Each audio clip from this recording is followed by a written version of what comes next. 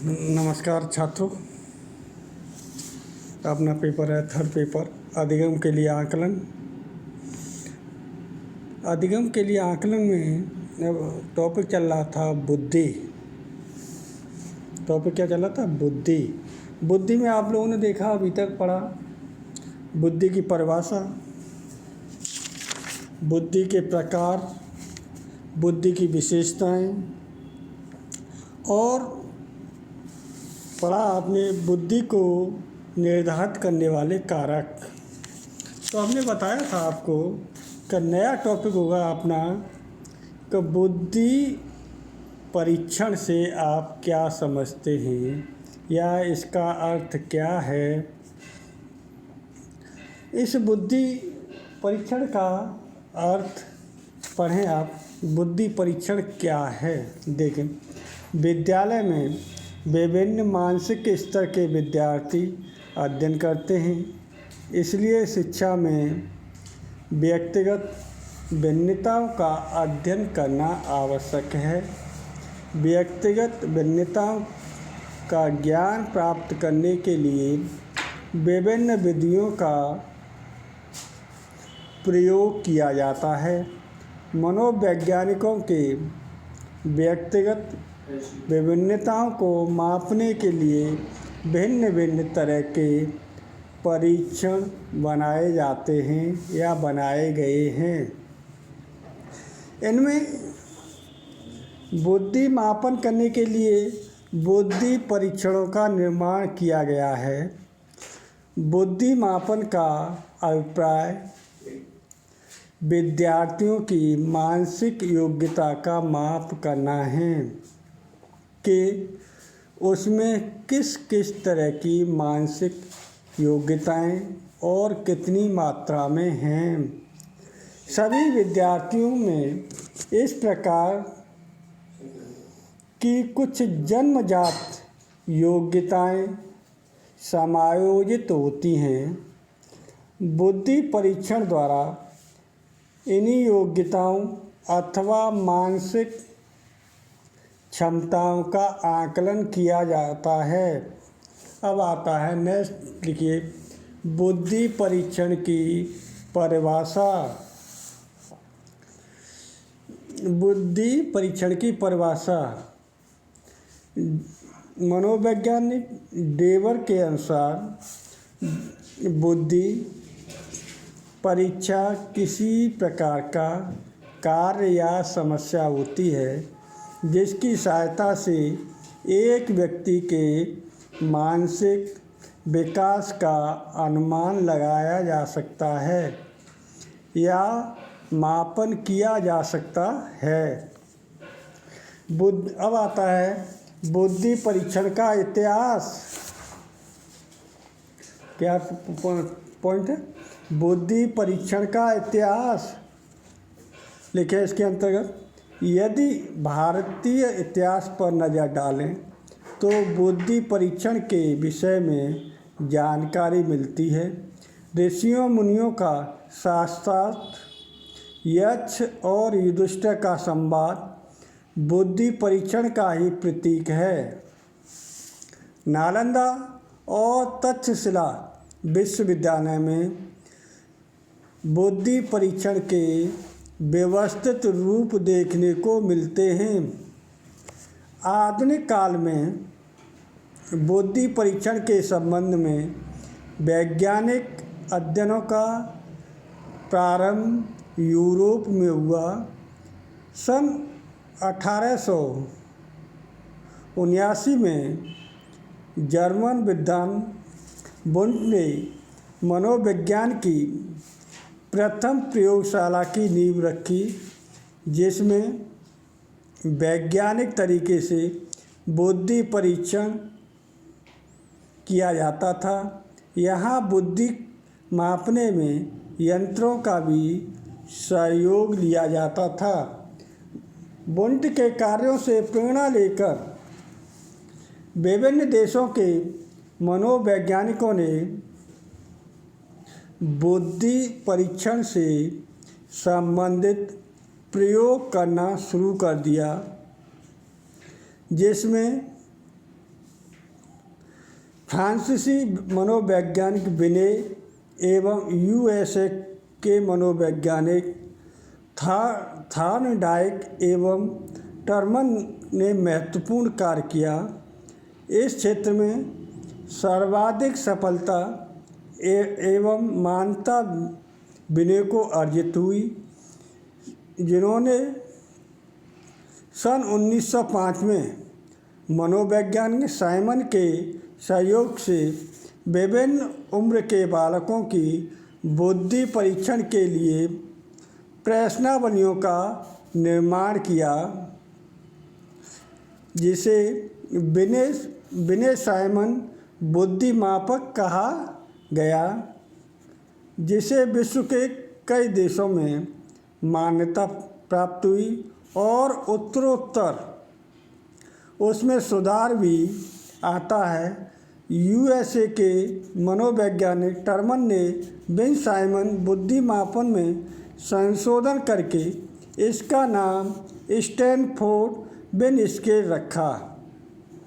तदुपरांत 1937 ईस्वी में टर्मन ने मेरिल के सहयोग से पुनः इसमें कुछ बदलाव लाकर इसका नाम टर्मन मेरिकल स्केल रखा, जो आधुनिक बुद्धि परीक्षण का आधार बना हुआ है।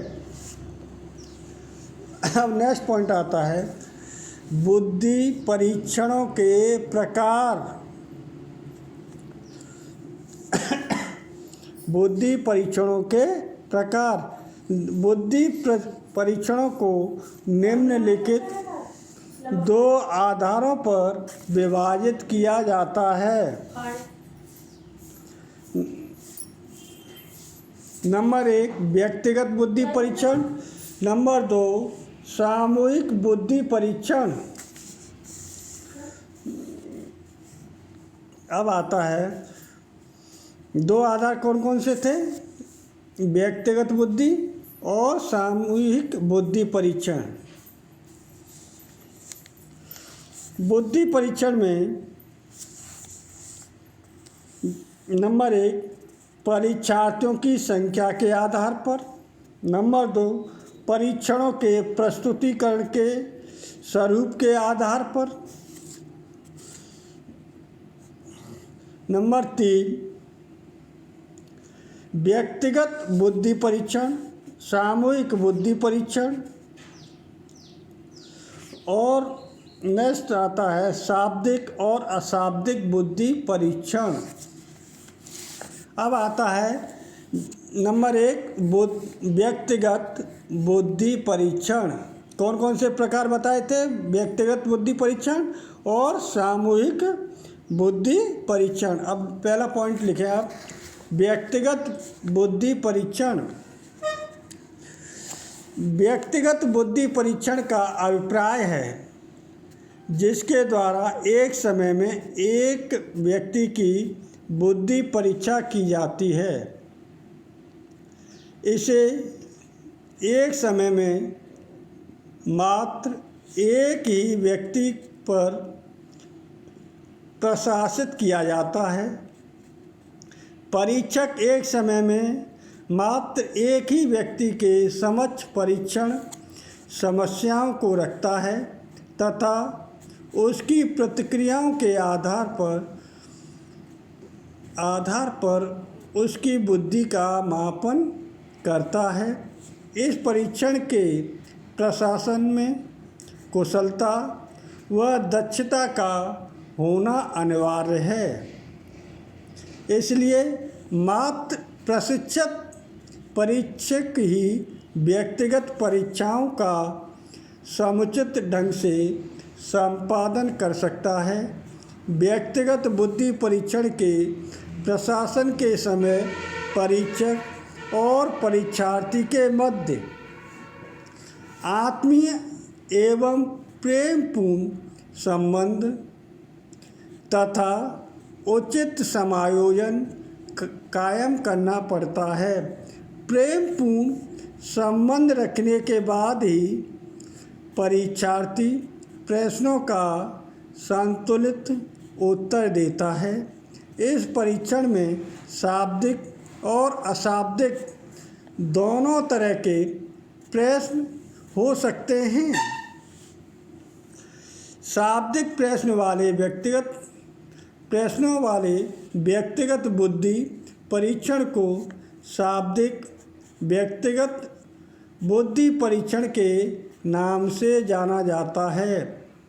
कुछ परीक्षण ऐसे निर्मित किए जाते हैं जिनमें शाब्दिक एवं अशाब्दिक दोनों प्रकार के प्रश्नों का समावेश होता है, जिसे शाब्दिक अशाब्दिक व्यक्तिगत बुद्धि परीक्षण कहा जाता है।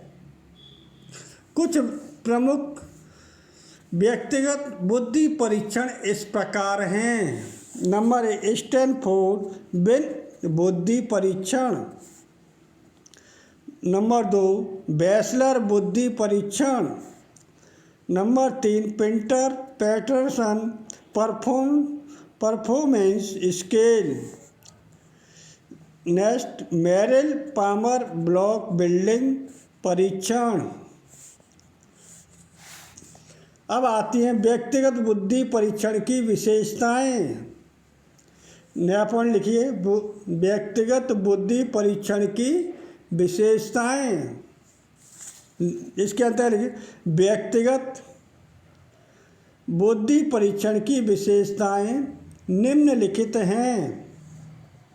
नंबर 1, परीक्षक और परीक्षार्थी के मध्य प्रेमपूर्ण समायोजन होने के कारण बालक के व्यवहार का गठन व गुण अध्ययन सहजतापूर्वक संभव हो जाता है। नंबर 2, प्रशिक्षित परीक्षक द्वारा संपादित किए जाने के कारण इसकी विश्वसनीयता व वैधता अधिक होती है। नेक्स्ट नंबर, परीक्षार्थी द्वारा धोखाधड़ी की संभावना अल्प रहती है। नेक्स्ट नंबर, इसमें शाब्दिक एवं अशाब्दिक प्रश्न सम्मिलित होने से वह परीक्षक के साक्षात अवलोकन के कारण इसमें परीक्षार्थी की कार्यशैली, सामाजिक, संवेगात्मक पक्षों, व्यक्तिगत के गुणात्मक पहलुओं को भी आकलित किया जाता है। अब आता है नेक्स्ट पॉइंट डालें, व्यक्तिगत बुद्धि परीक्षण की सीमाएं। इसकी सीमाएं निम्नलिखित होती हैं। नंबर 1, प्रशिक्षणकर्ता के द्वारा एक समय में मात्र एक ही व्यक्ति पर प्रशासित होने के कारण ये समय, धन व मानव श्रम की दृष्टि से अधिक खर्चीले होते हैं, विशेषकर जब बड़े समूहों के लिए प्रयुक्त होता है। नंबर 2, इसमें आंकलन की विश्वसनीयता अल्प होती है। अब दूसरा पॉइंट लिखें आप, सामूहिक बुद्धि परीक्षण। पहला कौन सा था? व्यक्तिगत बुद्धि परीक्षण। अब नंबर 2, सामूहिक बुद्धि परीक्षण। जब एक समय में अनेक व्यक्तियों की एक साथ बुद्धि परीक्षा होती है तो उसे सामूहिक बुद्धि परीक्षण कहा जाता है। इस परीक्षण का शुभारंभ द्वितीय विश्व युद्ध के समय हुआ, जब बड़े पैमाने पर सैनिकों के बौद्धिक क्षमता के आकलन की आवश्यकता हुई।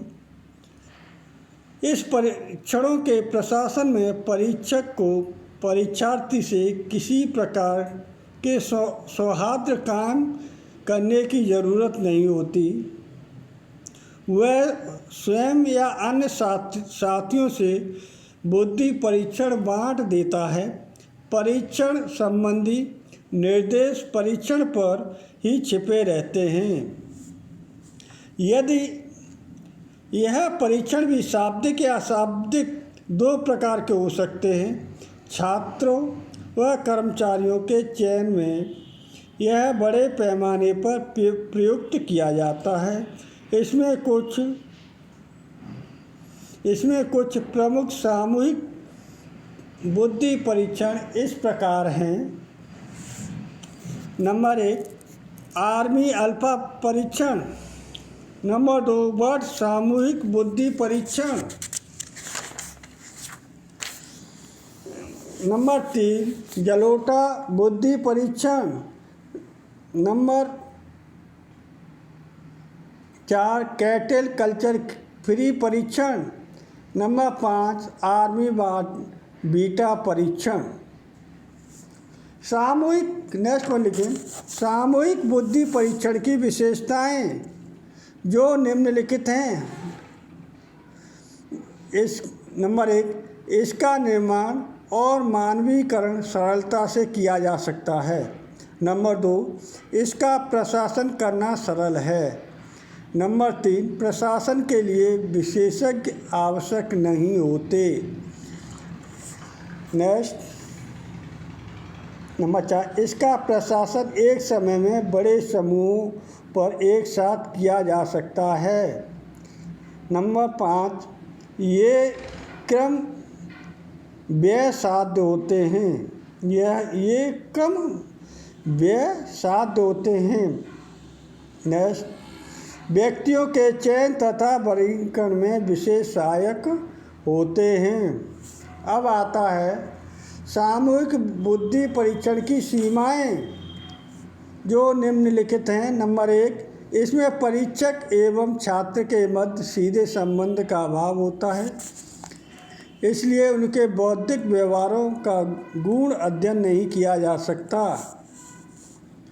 नंबर 2, इसमें धोखाधड़ी की संभावना अधिक होती है। नंबर 3, इसकी विश्वसनीयता तथा वैधता प्राय अल्प होती है।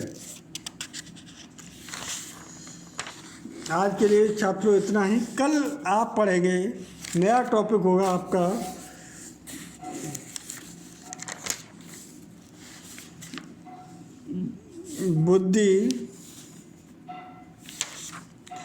बुद्धि परीक्षण के दोष और इनमें व्यक्तिगत एवं सामूहिक बुद्धि में अंतर।